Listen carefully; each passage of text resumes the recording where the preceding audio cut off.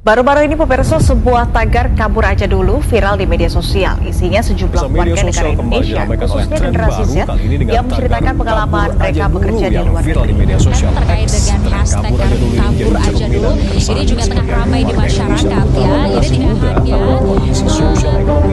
hanya tagar kabur aja dulu mendadak viral di jagat maya, sebuah kegelisahan warga negara Indonesia.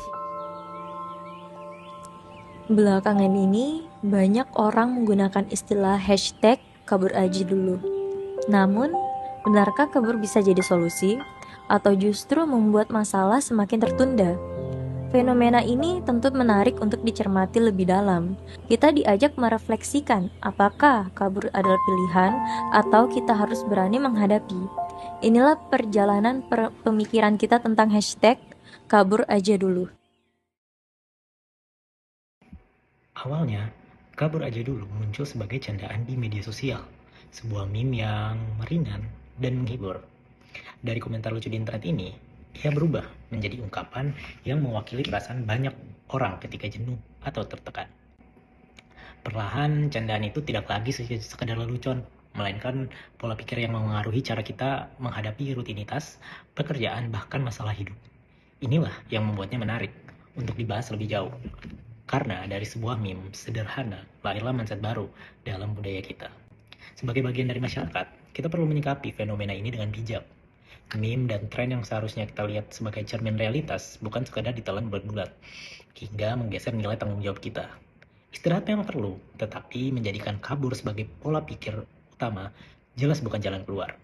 Karena itu, kita perlu menempatkan kabur aja dulu sebatas ekspresi budaya, bukan sebagai kebiasaan yang mengarahkan kita untuk lari dari persoalan hidup. Kabur aja dulu. Apa sih itu?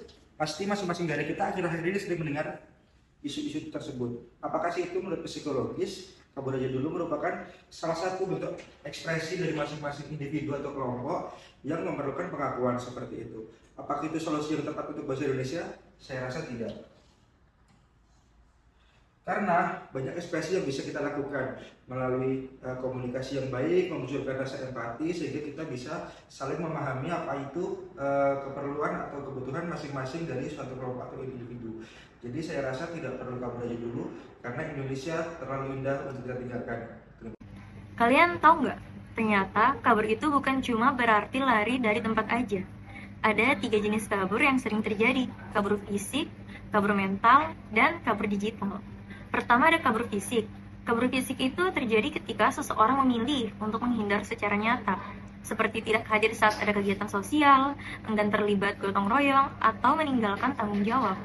Lalu ada kabur mental. Kabur mental itu adalah keadaan di mana tubuh kita hadir, tetapi pikiran kita tidak terlibat. Contohnya seperti tidak peduli dengan kondisi bangsa, enggan mengenal sejarah, dan bersikap apatis. Lalu terakhir ada kabur digital.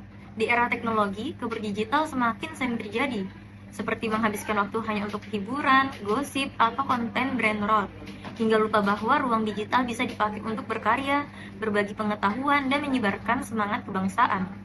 Dari 3 jenis kategori itu, kita dapat mengetahui bahwa nasionalisme tidak lahir dari sikap lari atau menghindar dari suatu masalah, justru dengan hadir, peduli, dan terlibat.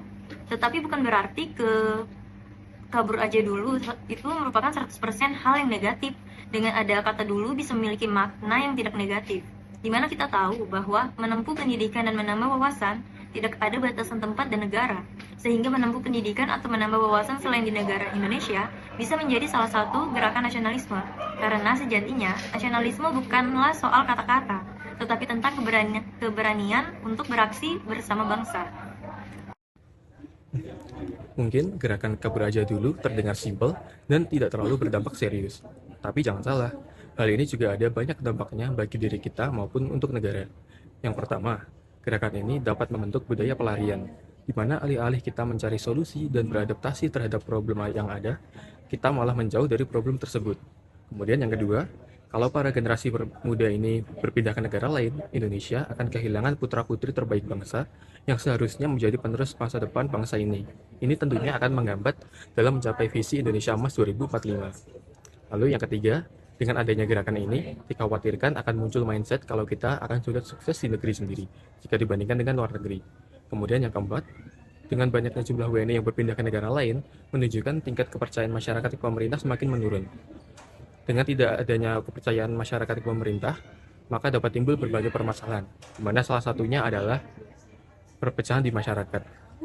Dari dampak-dampak yang sudah disebutkan tadi, kita jadi tahu sih kenapa kabur aja dulu itu bisa menjadi permasalahan yang serius. Jadi marilah kita lebih bijak dalam menanggapi isu-isu yang ada di media sosial. Dimensi politik dari fenomena kabur aja dulu. Meskipun pada permukaan tampak sebagai reaksi individual atau spontan, fenomena ini memiliki muatan struktural dan simbolik yang mencerminkan dinamika kekuasaan, budaya politik, serta relasi antar negara dan warga negaranya. Kabur aja dulu dapat dianalisis melalui beberapa dimensi politik sebagai berikut. Yang pertama, penghindaran akuntabilitas politik. Fenomena ini kerap kali mempresentasikan kegagalan aktor politik dalam memenuhi prinsip-prinsip akuntabilitas dan transparansi. Yang kedua, strategi survival dalam konteks ketimpangan struktural. Dalam tatanan warga biasa, tindakan menghindar atau kabur dapat dipahami sebagai strategi bertahan hidup atau survival strategi dalam menghadapi tekanan struktural yang berat. Jadi, fenomena kabur aja dulu bukanlah gejala yang bisa dilihat secara terpisah dari struktur politik yang melingkupinya. Ia adalah bentuk respon adaptif terhadap tekanan dan juga refleksi dari persoalan mendalam dalam budaya politik, relasi kuasa, dan legitimasi institusional. Tagar kabur aja dulu yang bakalan menjadi trending di masyarakat sebenarnya dapat menjadi wadah aspirasi agar masyarakat Indonesia dapat memenuhi kebutuhannya yang selama ini tidak dapat dipenuhi selama di Indonesia.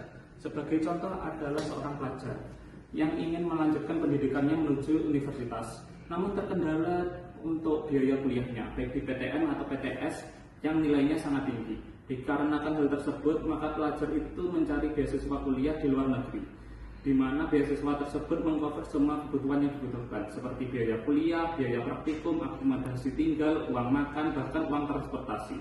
Kelak ketika pelajar tersebut telah lulus, maka dia akan kembali ke Indonesia untuk membangun negeri menjadi lebih baik. Pada kejadian itu kita belajar bahwa kabur aja dulu tidak selalu menjadi hal negatif.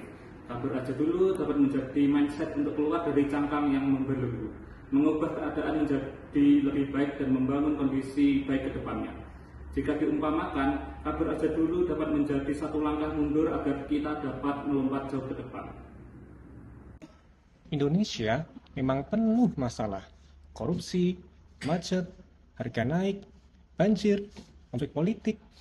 Kadang rasanya lebih gampang kabur aja dulu. Cari hidup lebih enak di luar negeri. Tapi coba pikir, kalau semua kabur, siapa yang akan berdiri negeri ini? Nasionalisme bukan cuma teriak merdeka, tapi berani menghadapi kenyataan. Mulai dari hal kecil, seperti dalam bekerja, peduli dengan sama, berani bersuara, dan terus berkarya.